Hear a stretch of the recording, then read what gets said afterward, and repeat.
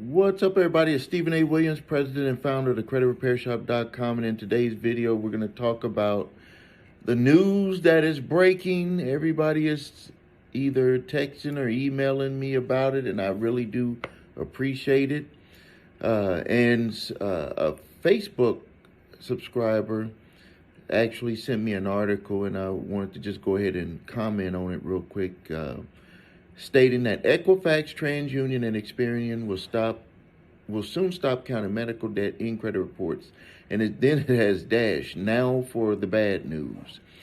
And so before we get to the bad news, it says that nearly 70% of medical credit reporting agencies could remove nearly 70% of medical debt from credit reports. The nation's three major credit bureaus are saying they are overhauling how they include medical debt in consumers' credit history. The agency said the removal will result in nearly 70% of medical debt on Americans' credit reports. It will remove 70% of the medical debt, but we're going to get some clarification in a second. This is a case where less is more for the financial lives of many Americans. Certainly during the pandemic, advocates say, but they note the people who will remain stuck with medical debt on the reports are likely going to be those who are already the most financially vulnerable. So the bad news is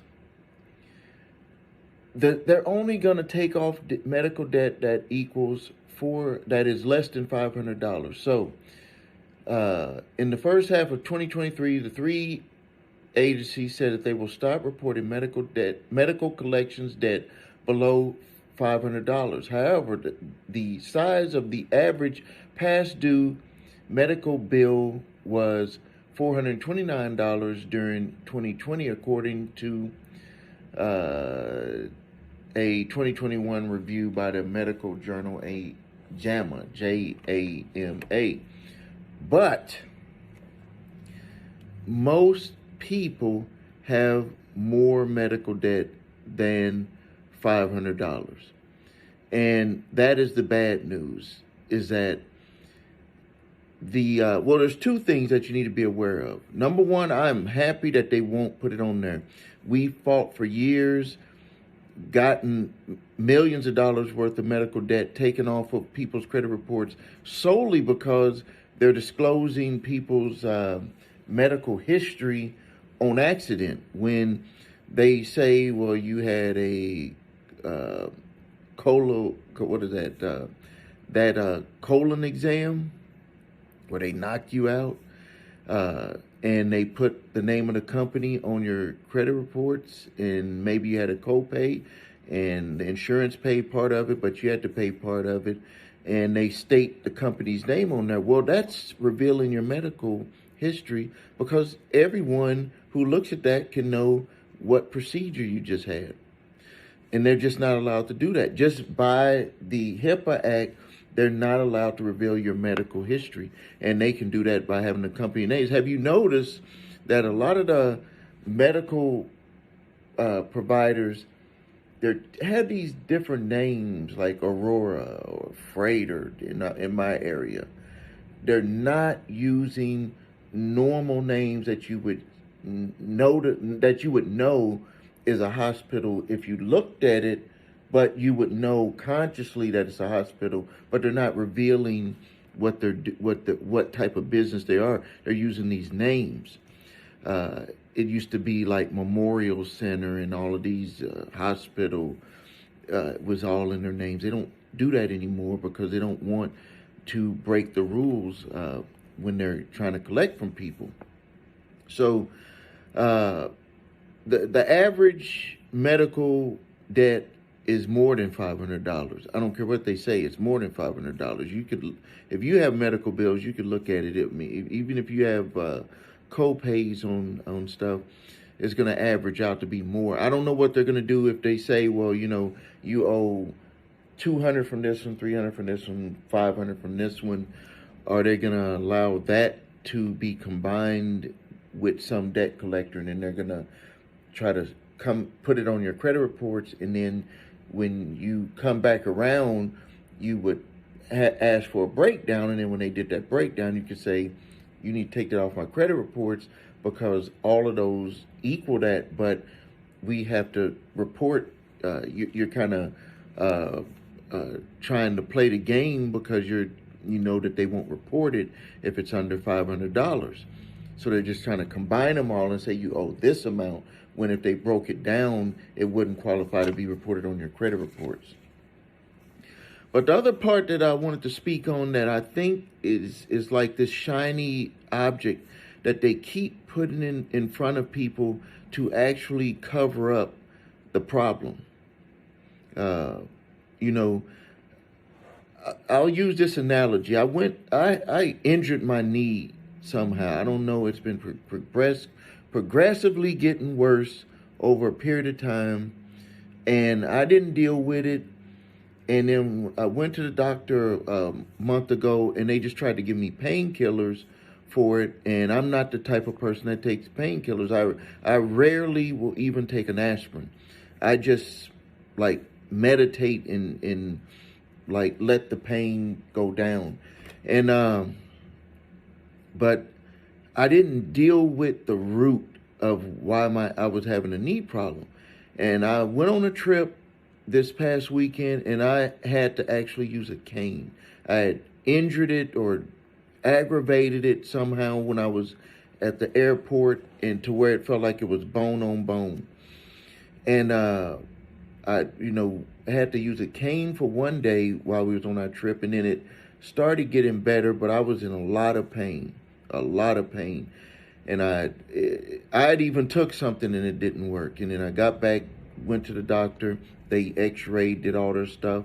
They said, we don't see anything. It just might be inflammation. But something that I did do, which goes back to what I should have had done beginning, which is I went to the root and I said, what do I need to do? I need to strengthen my knees. Maybe I haven't been exercising the right way with the muscles with my knees.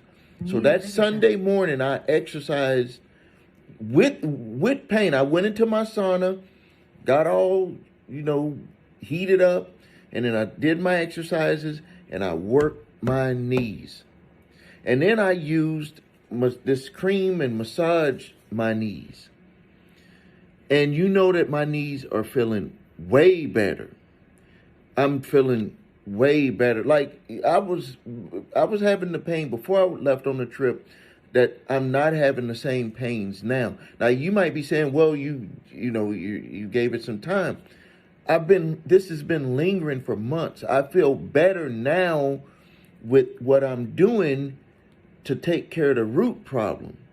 So now the root problem is the medical debt. The debt will follow you. Unless you deal with it, it's going to come back to get you one day. And they're putting this shiny object to people to say, oh, it's not going to be reported. You're going to be able to move forward with your credit. When you go to buy that house, it's going to come back and they're going to say, well, you owe these medical bills. You need to deal with them. So what I say is that I'm happy that they're doing this.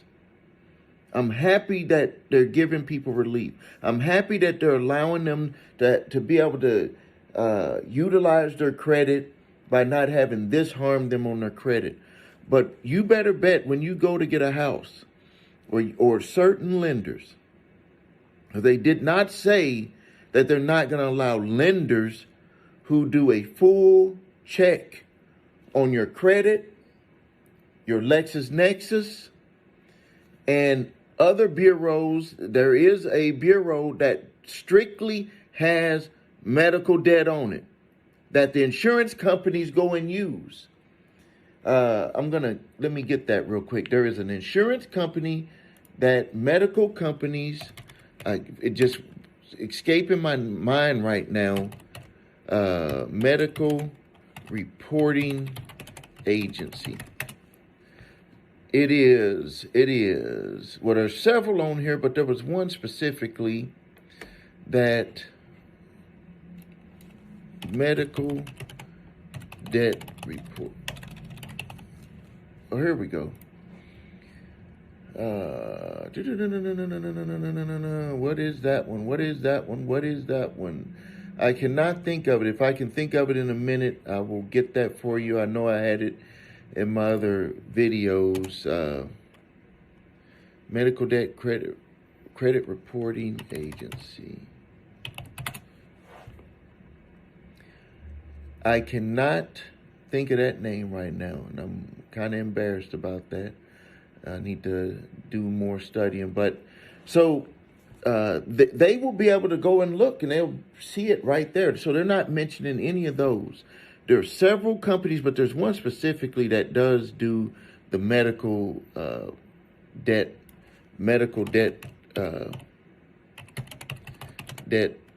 credit reporting agency. There is one specifically that they all go to, and they place it on there, and a lot of the insurance companies use that one.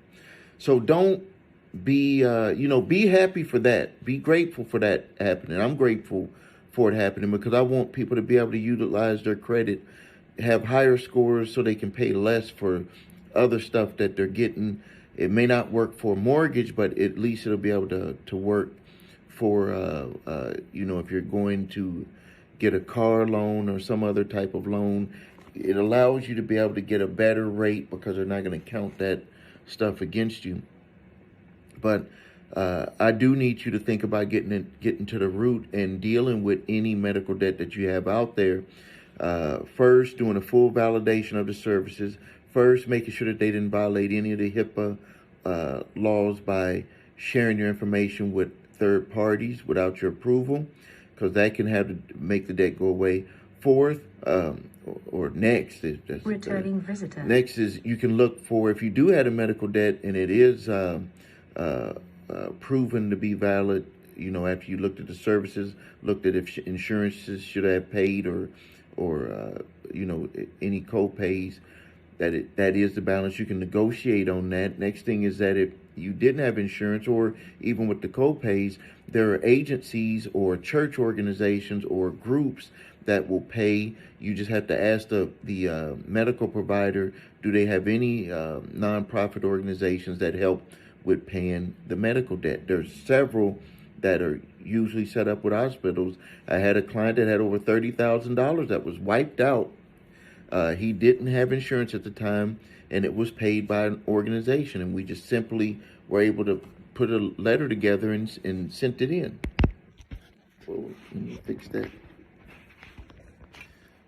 So these organizations do exist, and they can help you, but it will help you resolve them. And then if you just have small medical debt, look at them one by one. If they're with a debt collector, usually they will have an offer that they're allowed to accept, either 75%, 50%, without even having to contact the provider if they still own, if the original creditor still owns the debt. If it's owned by the debt collector, then it's like game is on. You can, go back and forth to settle that debt. They'll usually settle it for 10 to 20 cents on the dollar easily, just to get it over with, especially now knowing that they can't place it on the credit reports if it's a lower amount. But so good news, Experian, Equifax, Transunion are going to stop reporting in 2023 with medical debt that's under $500. But you do need to deal with it, because if you try to go buy that house, that dream house, it's going to come back to get you. All right, if you need help with your credit, please visit us at thecreditrepairshop.com. Watch the video, What Makes Us Different. If you don't have your credit reports and your scores, go to the website the3scores.com to grab those. It'll get you all 3 reports, all 3 scores, and it'll give you some other stuff and some free information on building your credit. If you have debt collectors coming after you, please grab my 3-pack of letters. You only need to use the ones that pertain to your situation. Statute of limitations letter, where you can stop debt collectors that are trying to come after you for time-barred debt or debt that is past statute of limitation. They're both the same, just different words. Cease and desist collection activities letter for debt collectors who may have purchased debt. They're trying to come after you, or they're sending that 30-day letter. You can stop them with that letter. And my debt validation letter, where you can go back and forth if they do respond. They might try to send you some statements or something. You want them to prove more than that. I did have the same individual that sent me the medical debt letter about the medical debt. He also said that I can use him as a testimonial. His name is Max. And he said that, hey, Steve, I wanted to let you know I watched your video about Galaxy International Purchasing, which is a debt collector that purchases a lot of repossession debt. That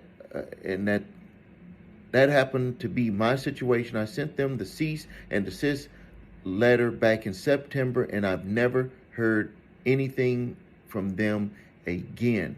You can use my situation as a testimony that you need to respond to that 30-day letter, because if you respond to it, a lot of debt collectors will stop.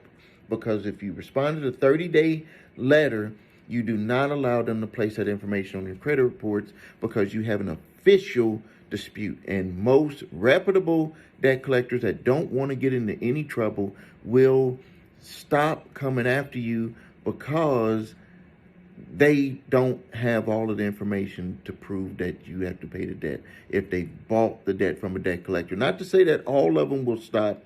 Most of them will stop, and because they just don't have that information. They don't have access to it.